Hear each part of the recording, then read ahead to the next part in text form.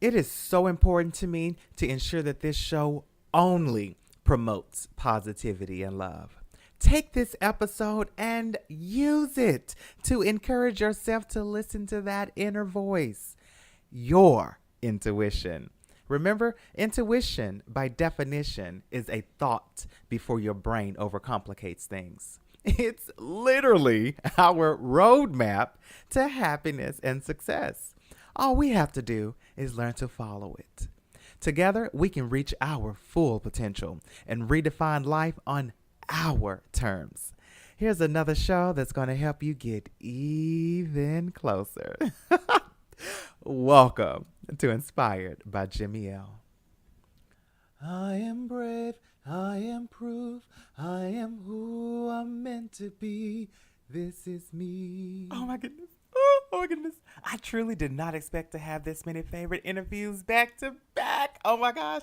But honestly, this conversation this week, it tops the list. I am very selective of the people that I allow in my circle, and I'm even more selective of the people that I allow to mentor me. Well, honey, I only listen to 2 podcasts. Oprah Winfrey, Super Soul Sunday, and our guest today, Sean Croxton, the Quote of the Day Show. He takes clips from our top speakers, authors, leaders, and he compiles them in a short 5 to 10 minute soundbite to kind of help get you jump started, Monday through Friday. Take full advantage of this week's interview and be inspired to trust your own instincts. We discussed how Sean sold his multi-million-dollar company, not due to sales, but because his gut told him it was time for the next stage of his life. I personally can recall having to do this. Honestly, I used to be in love with real estate and having rental property. Being able to demolish, rebuild, and recreate my own vision. Oh my goodness. The idea of my ROI and being able to get and maintain quality tenants, it all thrilled me. But oh my, Inspired by Jimmy L came along, and they both soon began to fight for my attention. Well, guess which one won? The first time that my intuition informed me that it was time for a change, I quickly sold my rental property and went full force with Inspired by Jimmy L. In my case, I learned that everyone was not designed to have multiple passions in life. And when you decide to grow as an individual, honey, you must also grow your dream.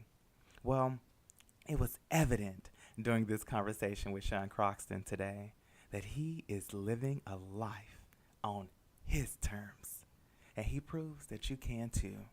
Be sure to review Sean's podcast, The Quote of the Day Show. It really is one of my favorites. Also, check out his website at SeanCroxton.com. Sean, S-E-A-N, Croxton, CROXTON.com.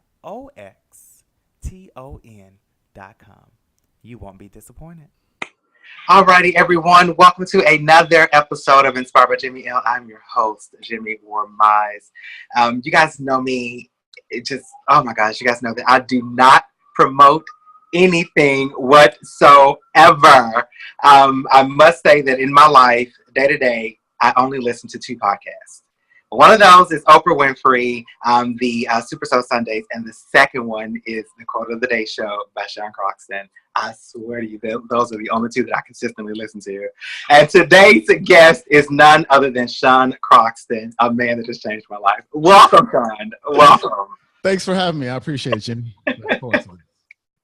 So, and man, like I said, you really have changed my life. And I don't even think obviously you don't know, but you have really changed my life. I appreciate what you do. I appreciate what you stand for.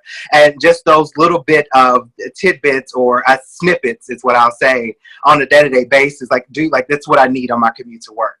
And so it's so freaking awesome to hear that, every single day, Monday through Friday. That was the plan, man. Thank you. Speaking of the plan, where did it come from? Because you just didn't wake up one day and just bam, I got to do the show. Well, it actually happened, gosh, it must have been maybe 4 years ago or so. I made one of my trips up to the Bay Area, which is about an 8-hour drive, and I'm driving back down to San Diego. And I was listening to on Sirius XM radio. I was Okay. listening to one of the comedy channels. So there's about 3 or 4 different channels that play short clips of comedy shows. And I'm listening to it, and I'm like, oh, this is cool. You know, they're kind of hit or miss. And I'm going, man, I would listen to a channel that had motivational talks all day. Not like the full motivational talks, but just snippets, and just, you know, play me some Zig Ziglar, play me some Tony Robbins, play me some Lisa Nichols or whoever. I will listen to it all day. And so in that very moment, I thought, all right, what if I can start a Sirius XM radio channel, right? And I ran it by a few friends, and they were like, oh man, that's brilliant, man. You should totally do that. But I didn't really know. And, you know, my mentality back then was I didn't really know how to do it. So I kind of allowed the idea just to kind of go off into the ether, and I kind of forgot about it. And then at the same time, I was also doing underground wellness radio, which was, you know, a very time consuming thing, and also doing summits and all that stuff online. And so I just really didn't have time for the idea. But then when I got out of the health space and I moved on from underground wellness, I was like, I was in the gym and I'm listening to Bob Proctor, and I'm thinking about it, like how much I want more people to hear this. And the idea came back to me, and I just said to myself, duh, like, why was I trying to turn into a whole like Sirius XM radio channel when I can just make it into a podcast? And I ran it by a few people, and they were like, that's brilliant. Literally the week after the show was up and running, I came home from the gym. I hit up Carrie, the graphic designer, like, hey, can you make me a show image, you know, for iTunes? And I started looking for intro music and all that stuff. And the rest is history. It started and people liked it. We ran it for, I want to say, 1 week to see what the feedback was, and people loved it. And then boom, we just kept on going. So now we're almost 2 years into it, which is really exciting. So wait, okay. So you said when you were in the health industry, are you not still in it now? No, I used to have a website called Underground Wellness, and I had a podcast called Underground Wellness Radio, which I did for 7 years. And I decided to move on from that. You know, passions have seasons, and that season was over for me. And I got into personal development, and I happened to get my hands on a lot of Bob Proctor material at the same time. I was just going through that and just said, hey, I need more people to hear this. Quick question. Is that the $1 million business that you were talking about on your podcast once before? Yeah. I ran a multi-million-dollar business, Underground Wellness Radio. That was we did like really successful online summits, released an ebook, and did really, really well. Did a lot of affiliate marketing with that as well. And so it was a really good business, but I can't do something that I am not passionate about still. And I will say this. I will not to cut you off, but I just got to say this. Don't take this the wrong way whatsoever, but I fell head over heels in love with you. The moment that I heard that, you said that on one of your podcasts, and I don't remember the name of that business. I just remember you talking about how profitable it was. But the biggest thing that I got from that particular podcast is you were just like pretty much what you just said, that season was up. Like your intuition was telling you that it's time to move on to something else. Like when you said that, like it freaking clicked. Because like it did. Like for me, that's my whole message. I believe that our intuition is our personal guideline or roadmap to success and happiness. Like I wholeheartedly believe that. Right. And so when I hear that someone has had a very already successful business that has literally just stepped away from it because you're no longer being called to do that, right, and moving on into a new industry, I just felt like, I swear to you, like that was it. I was like, I was a fan for life. it just wasn't my work anymore. And, you know, now I'm 3 years deep, or 2.5 years or so, you know, after closing down that business. And I just could not imagine myself still running that business. Yeah. I would be miserable reading the same book over and over again, which I really started to feel like I was doing, you know, it just wasn't working anymore. And so, you know, I'll be honest, I had a lot of money saved up. You know, so it wasn't like a super risky thing to do. You know, I wasn't just like, you know, jumping off the cliff and hoping that something was going to catch me. There was years and years of money saved up. I'm still living with that money, right? And so, but I just know that the success that I have with Underground Wellness, I'm going to achieve success that is exponentially what that did with this business that I'm doing now. So have you always had that mindset to, I'm going to say, listen to your intuition when it's time to move or pivot? Yeah, I've been a very intuitive individual, I think, all of my life. I just think that for all of us, we have that, that voice inside of us and those feelings and also that logic, those thoughts that say, hey man, or hey woman, it's time to move on and do something else. And when I wake up now, I wake up and I go, oh, I can't wait to go write this email. Oh, I can't wait to, look for this week's clips. Oh, I can't wait to do this or that and the other. Oh, I can't wait to teach this week's Money Mind Academy course or class. I wouldn't be waking up with that same feeling if I was still in the health space. That's for sure. Okay. What has been your biggest lesson then thus far since pivoting?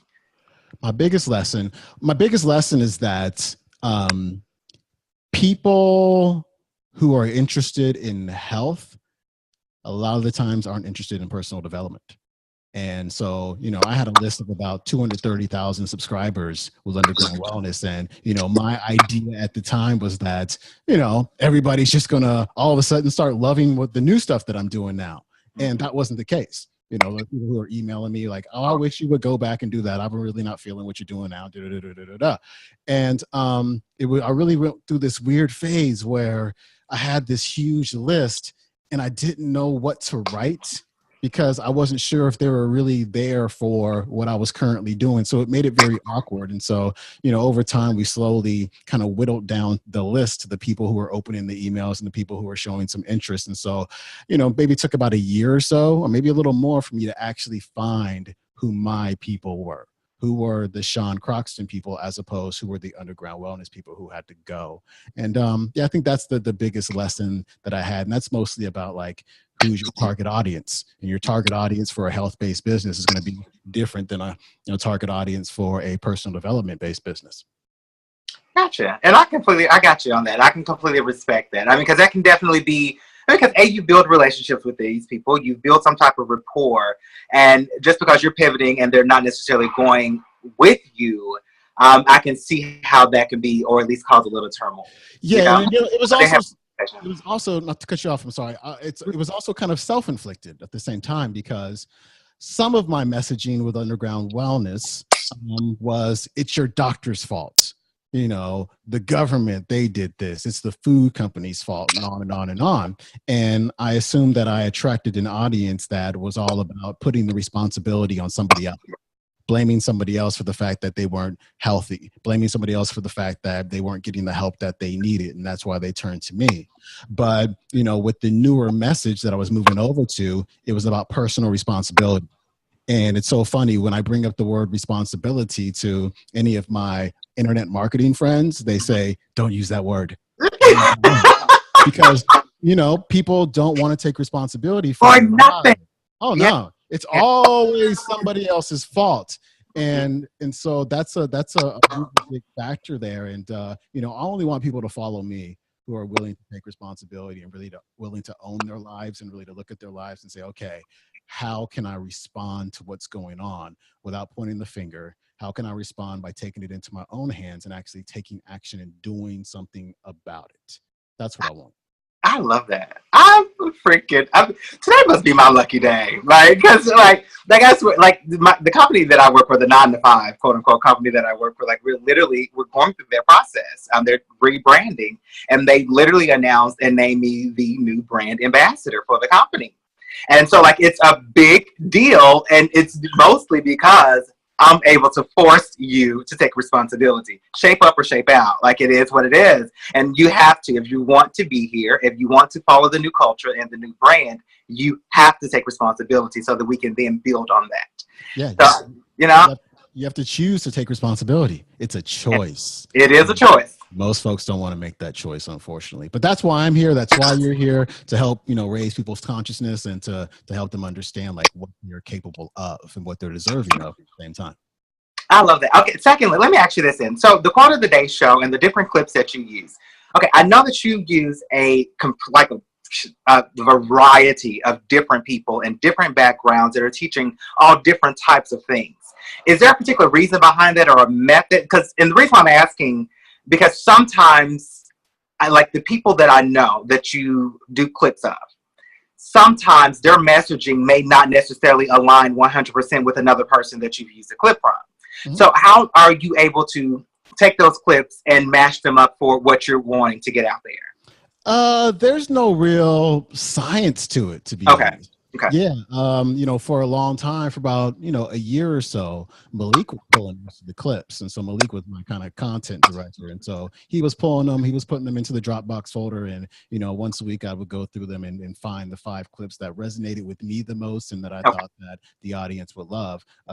Malik recently moved on. And so now I'm the person pulling the clips. So it's just like, okay, what am I listening to that's firing me up? That makes me go, I'm in the coffee shop like, oh yeah, I'm feeling this dude or I'm feeling this woman. Like this is cool. So that's really the only methodology around it, is just kind of really a gut feeling. And I know that probably sometimes I put stuff out there that's a total whiff and people just aren't feeling it, and that's okay. And of course, in any type of space, in any type of industry, in any type of expertise, you're going to find different opinions on things and different ways of doing things. And that's what you want, because again, that's what it's all about, making choices, making a choice between this option or that option or the other option. Which one resonates the most with you? And so I'm just going to put it out there and allow you to choose. I love that. I love that. Sean, do you not know? Like, you're a freaking godsend. Like you really are. Like, I'm thinking, like, I know it sounds crazy and over the top, but I am so serious. Like, I am so serious. I know that you were recently talking about meditating and different morning rituals. Yeah. Is it something that you're still partaking in?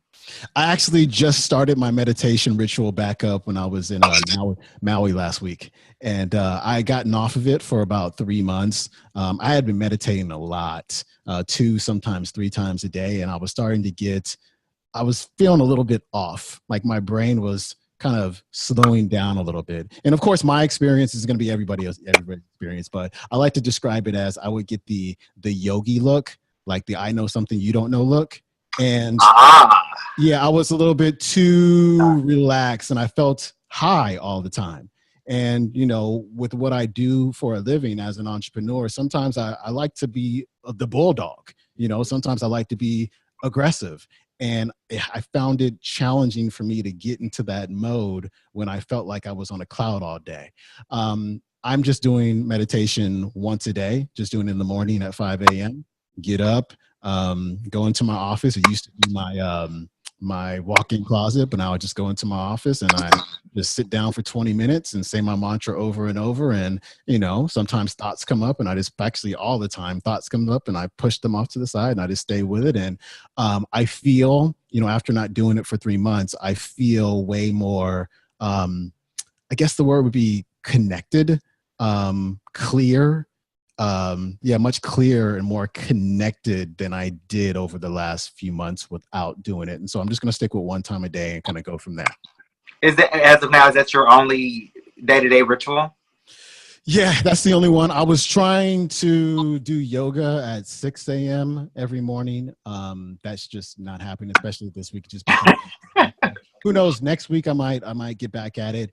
I just did start a new challenge for myself. On Sunday when I was in Maui, I was reading Wayne Dyer's biography or autobiography. And, one thing that really impressed me about Wayne was that even in his older age, I should say, he was running 8 miles a day every single day for like a couple of decades.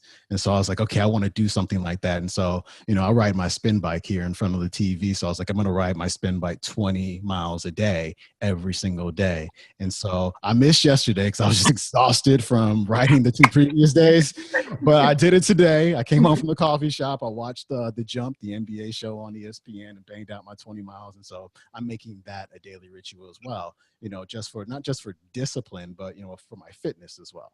When you hit 40, it gets a little harder to stay in shape. Oh, whatever. My mom is over 60, and I was talking to someone about her today, and like she is not stopping. Like at all, she moves faster than I do. Like I swear. But oh man.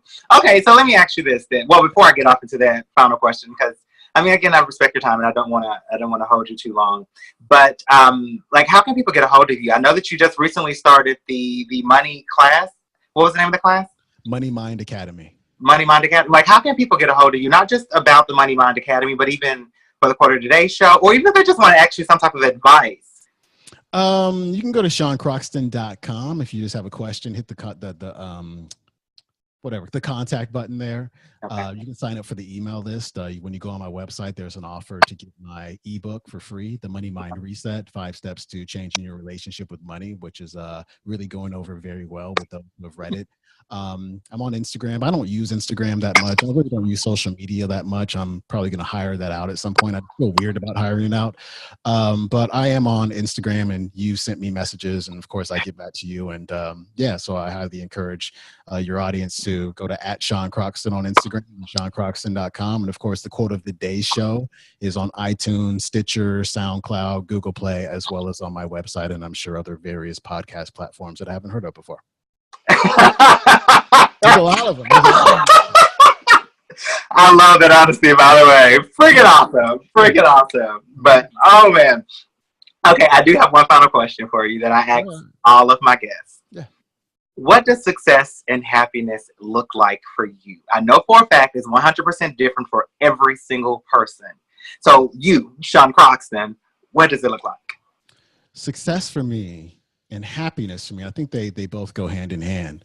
Okay. Success for me is doing my work, knowing what my work is. My work is to inspire people and to help people to realize that they have, as Les Brown says, you have greatness in you. Like, that's the thing that I really want people to understand, that they are capable and they are worthy of having everything that they want in their lives. And so that is success to me, just helping people, being of service. And when I'm being of service, that's when I feel the happiest. If I'm not in service for any weird reason, that's when I feel like something's just a little bit off.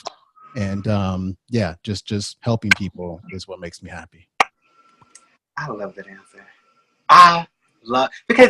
Okay, this is the reason why I wanted you on the show. Like, that's the absolute reason. Because I honestly, exactly what you just said and summed up is exactly what I believe.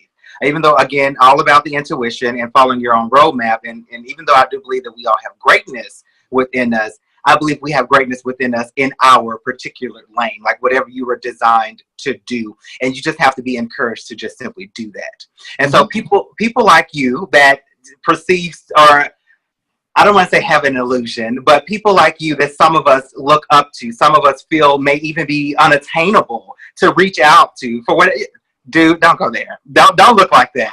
But I'm just saying, because you can look on the outside and see a successful podcast. You can see someone that just has $1 million business, and was even brave enough to step away from it and to do other things. But still, for so many other people, that looks like success that may even be unattainable. And so a lot of times we don't look at Sean Croxton, the person. And so to hear you have that answer is freaking amazing to me. And that, like, I just had to get that out there. Yeah, we are all human beings, man. At the end of yoga, we say namaste. And that's the spirit in me recognizes the spirit in you, and that's all we're here. We're spirits having a human experience, and so that's how I really make an effort to see everybody as the same. And so if you have a question for me, you want to reach out. Hey, I'm gonna be honest, I might not get back to you in like immediately because I'm working on something. You're a person. You're busy. Like, 5 or 6 days later, I'm gonna surprise you, and you'll be like, oh, he hit me back, and that's just the way that I work. That are feeling pressure all the time to answer emails like immediately. But we're all the same. We all start in the same place. I wrote about that this morning in today's email. Like, every successful person started at the bottom of their business and they slowly worked their way up. And one thing that we get caught up with is, comparing our chapter 1 to somebody else's chapter 20.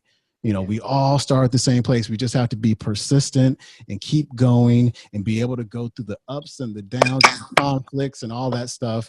And just know that as we keep on turning those pages, at some point we get to chapter 20 and we get to 30 and we get to 40. And when the book is over, you've left the world a much better place. And that's what it's all about, man. And it is. It is. Sean, again, I thank you for coming. It is. Like, that is a wrap. Like, that's it. That's what it's about. Oh, my goodness. I hope you took notes with me on that one, because that was some serious knowledge. If you have not already, don't forget to rate, review, and subscribe to our channel on iTunes or your favorite podcasting source. Also, visit us on Facebook, Instagram, or, oh my goodness, or you can even catch the live conversations right there on YouTube. See you again soon. Until next time, let's make positivity even louder.